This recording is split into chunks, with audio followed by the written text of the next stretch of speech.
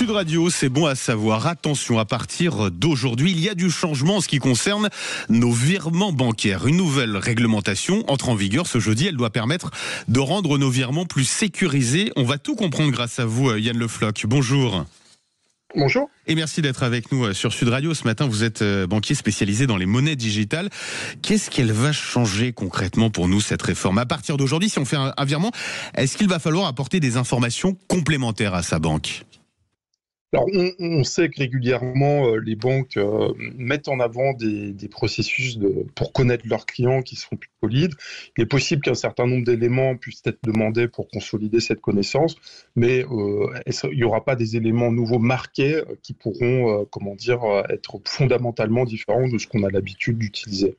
C'est-à-dire qu'on faudra donner, quand on fait un virement, l'identité exacte du destinataire de ce virement.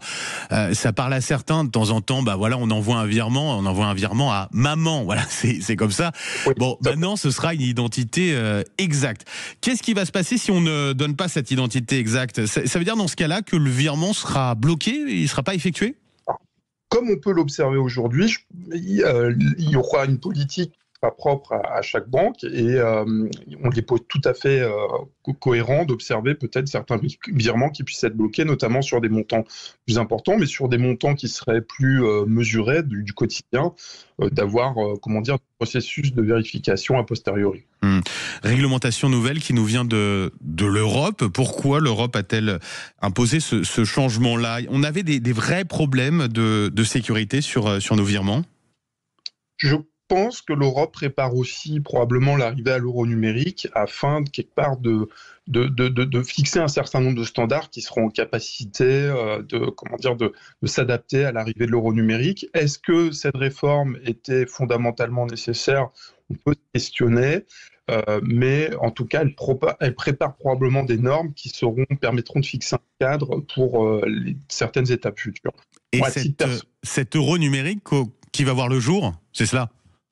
Alors, c'est un euro numérique dont la création doit être validée fin 2025 et qui pourrait voir le jour de manière effective pour le citoyen en 2028 ou 2029, tel qu'il a été annoncé. Donc, étape préparatoire. Ça va changer beaucoup de choses, cet euro numérique à terme? C'est quoi l'idée, l'objectif? Dans la pratique, ça ne changera pas énormément de choses pour le citoyen au départ parce que ça va permettre de réaliser des paiements instantanés pour les citoyens et gratuits. Sur le moyen terme, je pense que ça va changer des choses parce qu'on risque de rentrer dans une économie qui sera peut-être dite programmable et auquel cas l'euro numérique va apporter de l'innovation financière, de l'innovation bancaire au niveau des paiements. Sur le court terme, on ne voit pas nécessairement l'intérêt, mais sur le moyen terme, on pourrait par exemple imaginer comme l'a fait Trump aux États-Unis en envoyant des chèques aux citoyens il y a quelques années, voir les autorités européennes décider d'envoyer des chèques à des citoyens dans ce qui s'appelle l'hélicoptère monnaie, la monnaie hélicoptère.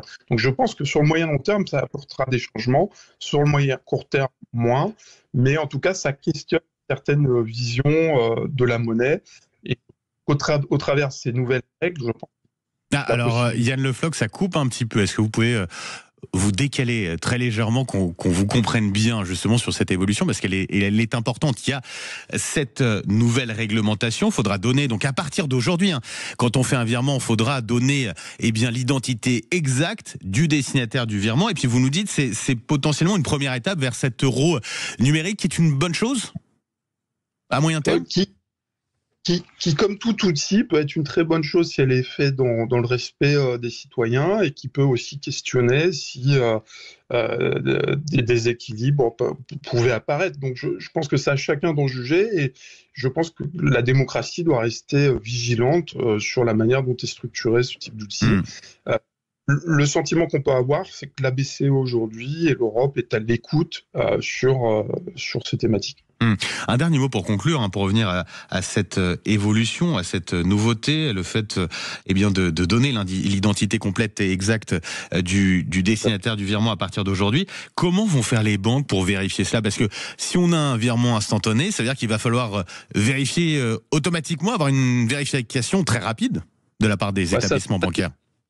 Ça sera des algorithmes qui vérifieront ces éléments et on le dirait couramment, un certain nombre d'outils d'intelligence artificielle qui seront en capacité de vérifier de la cohérence des virements, éventuellement de fraudes qui pourraient apparaître ou d'éléments, je dirais, non conformes aux usages habituels. Un grand merci Yann Le Floch pour toutes vos explications. Je rappelle, vous êtes banquier spécialisé dans les monnaies digitales. Je vous souhaite une très belle journée et merci à vous. 6h53 sur Sud Radio. Dans un instant, il arrive. Qui ça ? Patrick Roger, vous le savez. À tout de suite.